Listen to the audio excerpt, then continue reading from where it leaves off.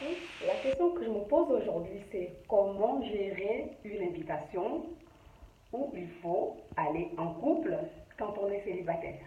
Avant de commencer la vidéo, je vais vous demander de liker, de la partager, comme ça va donner un petit peu de courage, un petit peu de boost à mon action. Donc, la question de ce jour, c'est celle-là. Quand on est célibataire, comment faire pour nous rendre à une invitation, un mariage, un repas de famille, où on demande forcément à quelqu'un d'être en couple. On sait très bien quand on a des repas de famille, quand on est célibataire, c'est une question existentielle. Comment est-ce que je fais pour aller à un repas de famille toute seule, sachant que quand je vais arriver devant, forcément ils vont me poser la question, et alors, t'as trouvé quelqu'un? Et alors, tu t'es casé? Et alors, qu'est-ce qui se passe? Il se passe quoi dans ta vie? En fait, des fois, il ne se passe rien du tout. Rien du tout. Je suis célibataire, je le suis depuis hier, quand on s'est vu, je le suis encore aujourd'hui. Et donc, comment faire?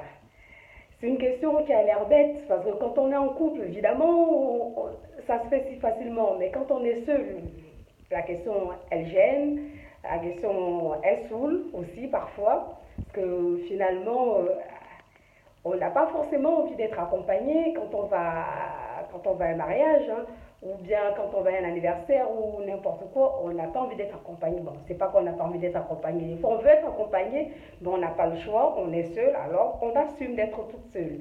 Et donc aujourd'hui, je vais vous donner quelques petites astuces, en tout cas sont moi les choses que j'utilise à chaque fois, et ça marche. Donc la première astuce, c'est toujours d'avoir un ami célibataire. Toujours un ami ou une amie célibataire. Comme ça, c'est une option. C'est une option. Par exemple, si ici on le sait, c'est la saison des mariages, c'est la saison des vacances scolaires et tout ça. Moi, il n'y a pas si longtemps, j'ai encore reçu une invitation pour un mariage. Alors me dire, alors Nat, tu viens toute seule ou bien je te fais une carte pour deux personnes? Mais j'avais juste envie de dire, fais une carte, tu mets mon nom dessus, et bien tu laisses une case vide. Comme ça, on ne sait jamais, entre-temps, un mariage, ça ne se prépare pas sur 2 semaines. C'est quelque chose qu'on prévoit sur un an.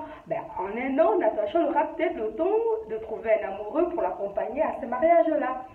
Voilà, donc une option, vous mettez juste mon nom et puis après je le compléterai. Si je trouve quelqu'un, je le mets, je complète. Si je ne trouve personne, je viendrai toute seule comme une grande, voilà. Et la deuxième chose, c'est de l'assumer, quoi. Mais c'est paradoxal parce que finalement, quand on dit qu'on est seul, les gens nous envoient une carte d'invitation pour toute seule. Et puis on se dit, soit ils ont intégré le fait qu'on soit célibataire, soit ils prennent la décision en notre place pour dire, ouais, de toute façon, elle est seule, bon, on lui envoie une carte. Ah non, je suis peut-être pas seule, je vous ai rien dit, ça se trouve, hier ou la veille au soir, j'ai rencontré quelqu'un que j'ai peut-être envie d'emmener à ce mariage-là.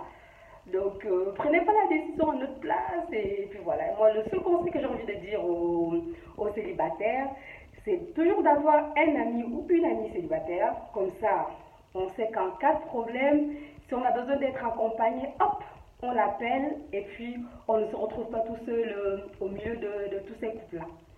Donc, si vous avez aimé la vidéo, vous partagez, vous likez, partagez en masse parce que je vous assure, j'ai pas mal d'anecdotes, pas mal de petites histoires à vous raconter et à vous dire parce que des méthodes pour faire des rencontres, j'en ai testé quelques-unes et je peux vous assurer que il y a des histoires qui sont folkloriques et assez croustillantes. Donc partagez et un maximum. Merci.